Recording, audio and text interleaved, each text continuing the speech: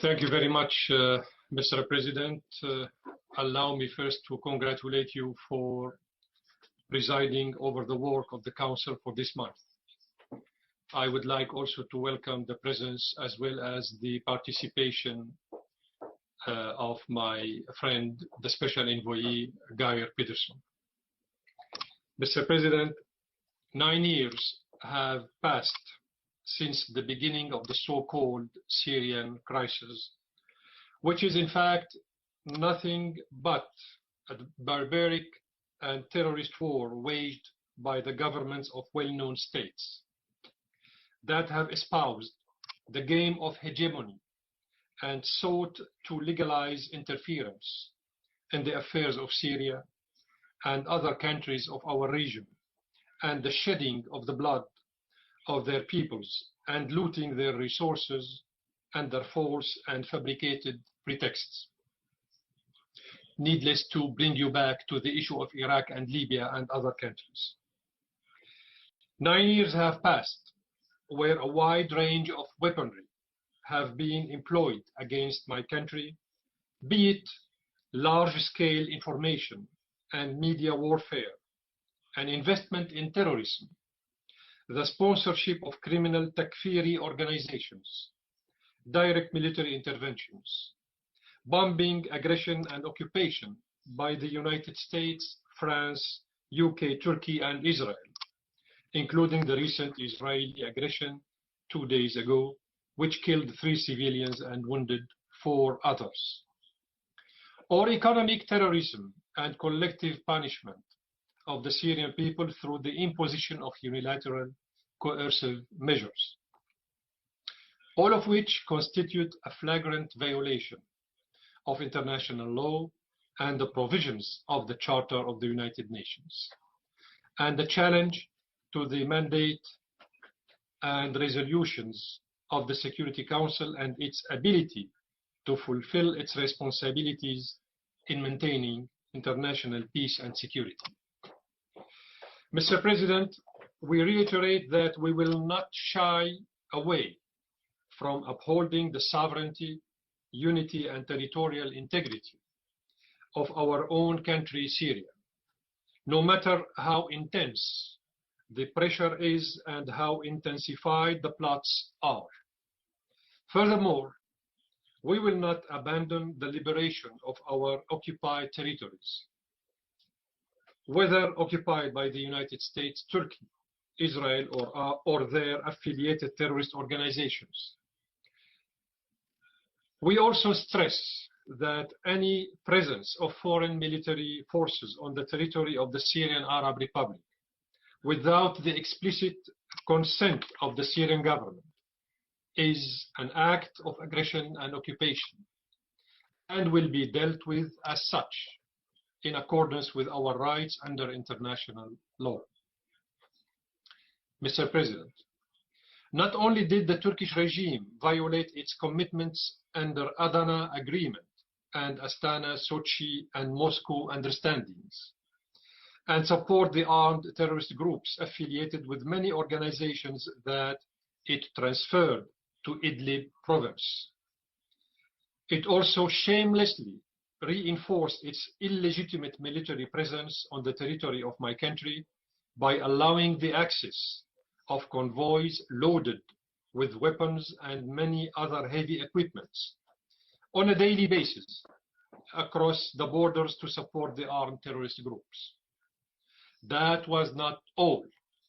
The Turkish Minister of Defense recently infiltrated into the Syrian province of Idlib to hold meetings with leaders of some terrorist organizations operating there with the aim of continuing the investment in terrorism and preparation of upcoming rounds of armed confrontations. In this regard, the representatives of countries participating in this meeting realize that many infantry units of the Turkish forces entered the occupied Syrian territories, and even Turkish air defense systems are being deployed. Turkey has reinforced its military forces in Idlib with Hawk anti-aircraft missiles that were sent from the United States of America in a clear violation of the international law and the United Nations Charter. The presence of Turkish air defense systems in the Syrian province of Idlib proves the real aims of Turkey, sustaining its occupation of the Syrian territories, especially that the sole aim of deploying these air defense systems on the occupied Syrian territories is undoubtedly destroying air targets such as planes and helicopters. This clearly means that these missiles will not be used against the radical terrorist groups that are in fact allies of the Turkish regime.